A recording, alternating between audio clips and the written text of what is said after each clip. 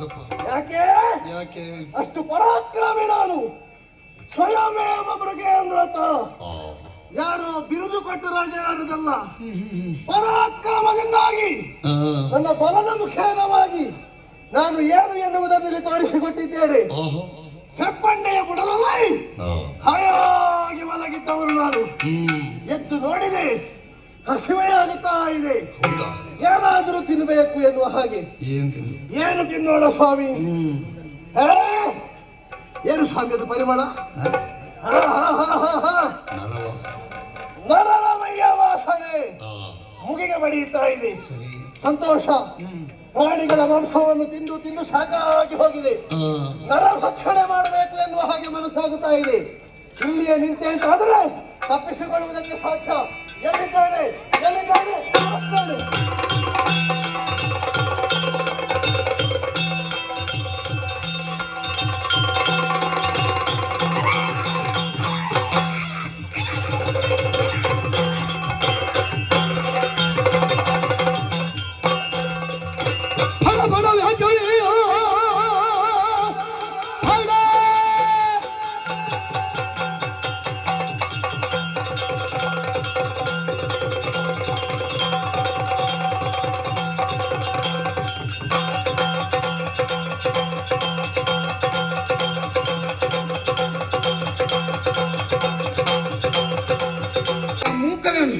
ಹಿಡಿದು ತಿನ್ನುವುದಕ್ಕೆ ನೀನು ಮುಂದಾಗಿದ್ದೀಯಲ್ಲ, ಏನು ಭಾವಿಸಿದ್ಯ? ಪ್ರಾಣಿಗಳನ್ನು ತಿಂದು ತಿಂದು ಸಾಕಾಗಿ ಹೋಗಿದೆ. ಹೌದಾ?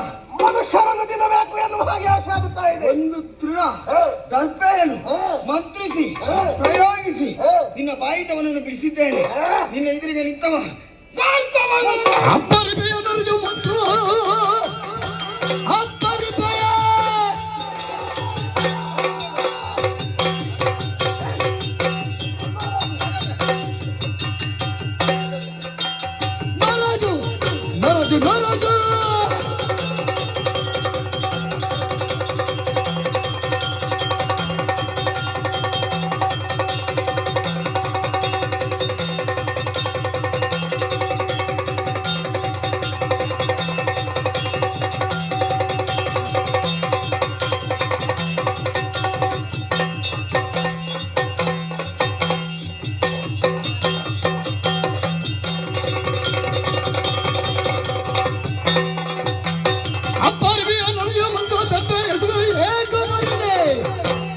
ಇಬ್ಬರನ್ನು ಮೆಲುವೆ ಹಬ್ಬದೂಟವು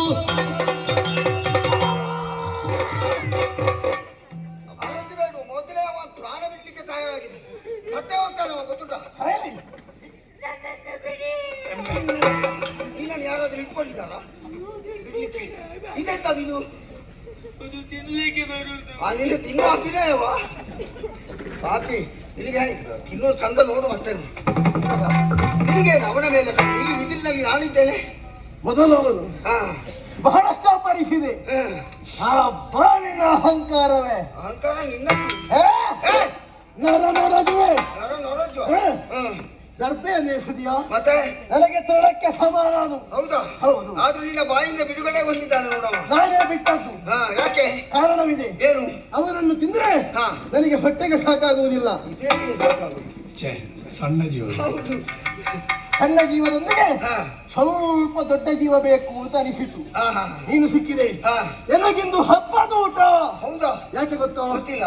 ಮೊದಲು ನಿನ್ನನ್ನು, ಆ ಬಳಿಕ ಅವನನ್ನು ತಿಂದು ರಕ್ತವನ್ನು ಘಟ ಘಟ ಘಟ ಘಟನೆ ಕುಡಿಯುವಾಗ ಯಾರು ತಡೀತಾರೋ ಆವಾಗ ನಾನು ದರ್ಪೆ ಪ್ರಯೋಗ ಮಾಡಿ ಈಗ ಬಾಣ ಪ್ರಯೋಗ ಮಾಡ್ತೇನೆ.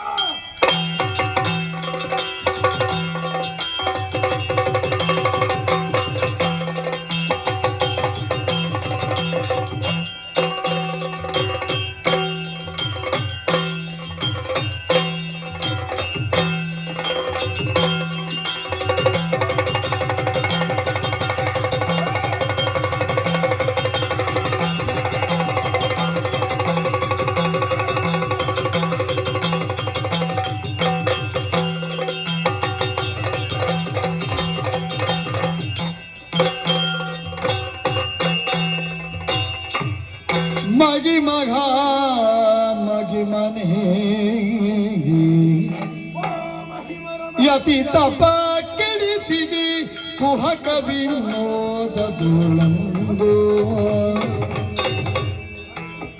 ವಗಿಲ ತೋಳಿಲ್ತಾದಿ ಮೃಗುവും ചെയ്യವು ಶಾಪದಗಿ ಸುಖ ನುಡಿ ಸತ್ಯವಿಂದು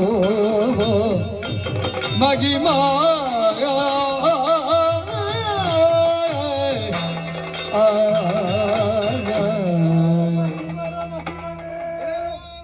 ಶರಣಾಗಿದ್ದೇನೆ ಸ್ವಾಮಿ. ನನಗ ಅವನಿಗ ನಿಮಗೆ ಸ್ವಾಮಿ.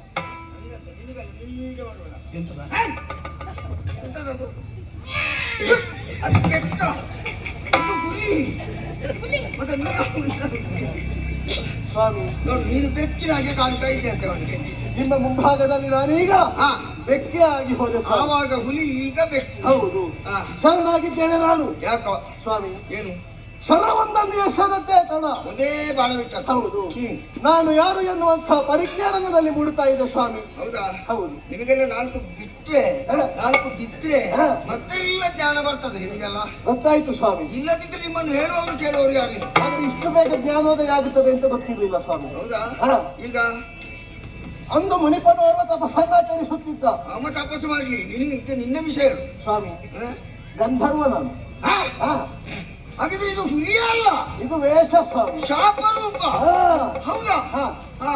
ಶಾಪ ಸಿಗುವುದಕ್ಕೂ ಬಲವಾದಂತಹ ಕಾರಣವಿದೆ. ಏನು ಕಾರಣ? ಗಾಢವಾದ ತಪಸ್ಸಿನಲ್ಲಿ ನಿರತಾಗಿರುವಂತಹ ಮುನಿಪರನ್ನು ಹ್ಮ್ ತಪಸ್ಸು ಕೆಡಿಸಬೇಕು ಎನ್ನುವ ಹಾಗೆ ಮನಸ್ಸಾಯಿತು. ಹ್ಮ್ ಹುಲಿ ಬಂತು ಎನ್ನುವ ಹಾಗೆ ವಿನೋದದಿಂದ ಹೆದರಿಸಿದೆ ಯಾರನ್ನು?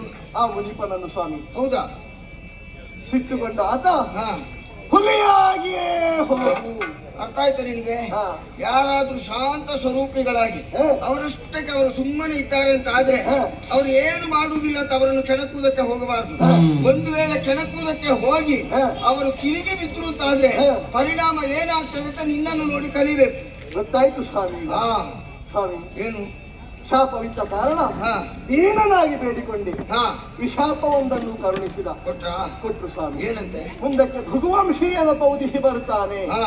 ಆತನಿಂದಲೇ ಹಾ. ಹಿಂದೆ ಈ ರೂಪಕ್ಕೆ ಪರಿಮಾರ್ಜನೆ ಸಿಗುತ್ತದೆ ಎನ್ನುವ ಹಾಗೆ. ಓಹೋ, ನಾನೇ ಭೃಗುವಂಶೀಯ. ಸ್ವಾಮಿ ಏನು? ಸಂತೋಷವಾಯಿತು. ಹಾ. ಇಷ್ಟು ಸಮಯ ಅರಸುತ್ತಿದ್ದಂತಹ ಸಂದರ್ಭ ಹಾ. ಈಗ ಒದಗಿ ಬಂದದೆ ಸ್ವಾಮಿ. ಹೌದಾ? ದೇವರೇ, ಏನು? ನನ್ನದೊಂದು ಅರಿಕೆ. ಏನು ಈ ವೇಷ ಸಹಿಸುವುದಕ್ಕಾಗುವುದಿಲ್ಲ ಸ್ವಾಮಿ. ಅಂದ್ರೆ? ತಾಳಲಾರೆ ಸ್ವಾಮಿ ಇನ್ನು ಈ ವೇದನೆಯನ್ನು. ಹಾ. ಈ ಹುಲಿ ರೂಪ ಸಾಕು ಸ್ವಾಮಿ. ಹೌದಾ? ಮರಳಿ ಗಂಧರ್ವ ಲೋಕವನ್ನು ಸೇರುವುದಕ್ಕೆ ಒಂದು ಮೋಕ್ಷದ ದಾರಿಯನ್ನು ಕರುಣಿಸಬೇಕು ದೇವರೇ. ನಿನ್ನ ಹುಲಿ ವೇಷ ಮುಗೀತಾ? ಮುಗೀತು ಸ್ವಾಮಿ, ಸಾಕು, ಇದು ಬೇಡ ಸ್ವಾಮಿ. ಇಷ್ಟು ಬೇಗ? ಹೌದು ಸ್ವಾಮಿ. ಈಗ ಬಂದದ್ದಷ್ಟು ಇಷ್ಟು ಬೇಗ ಮುಗೀತಾ? ದೇವರೇ, ನೀವು ಇನ್ನೂ ಬೇಗ ಬರ್ತಿದ್ರೆ ಇನ್ನೂ ಬೇಗ ಮುಗೀತಿತ್ತು. ನಾನು ಬಂದ ಮೇಲೆ ಇದು ಮುಗಿಬೇಕು, ಇನ್ನು ನಾನಿದ್ದೇನಲ್ಲ. ಹೌದು, ಆದ್ರೆ ನಿನ್ನಂತೂ ತಪ್ಪಲ್ಲ. ಆ ಬರ್ತವರು ಎಲ್ಲಿದ್ದಾರೆ? ಅದು ಮುನಿಪ ಸ್ವಾಮಿ ಶಾಪ ಕೊಟ್ಟು ಹೋಗಿಬಿಟ್ಟು. ಅದೇ ಬ್ರಹ್ಮದೇವನನ್ನು ಹುಡುಕಿದ್ದು. ಹಾ. ಅವ ಬರುವಾಗ ನಿಮ್ಮನ್ನೆಲ್ಲ ಇಷ್ಟು ಬೇಗ ವೇಷ ಮುಗಿಯುವಾಗೆ ಬರ್ದ್ರೆ ಹಾ. ಎಂತದ್ದು ಮತ್ತೆ ಮತ್ತೆ ಆಟ ಯಾರಿಗೆ? ಬೇಗ ಮುಗಿಬೇಕು ಸ್ವಾಮಿ ನಮ್ಮದು. ಹೌದಾ? ಇನ್ನು ಆಟ ಆಡುವುದಕ್ಕೆ ನೀವೇ ಇದ್ದೀರಲ್ಲ ಸ್ವಾಮಿ. ಅಲ್ಲ, ಒಂದು ವಿಷಯ ಸರಿಯಲ್ಲ. ನೀನು ಇಲ್ಲೇ ಇನ್ನು ಬಿಟ್ಟರೆ ಇನ್ನೂ ಮಾತಾಡ್ತೀನಿ. ಹಾ. ನಿನ್ನ ಆಟ ಇನ್ನು ಅಲ್ಲಿ ಇರ್ಲಿ. ಸರಿ. ಮೇಲೆ ಹೋಗಿ ಕೆಲಸ ಉಂಟಲ್ಲ, ಸಿದ್ಧ.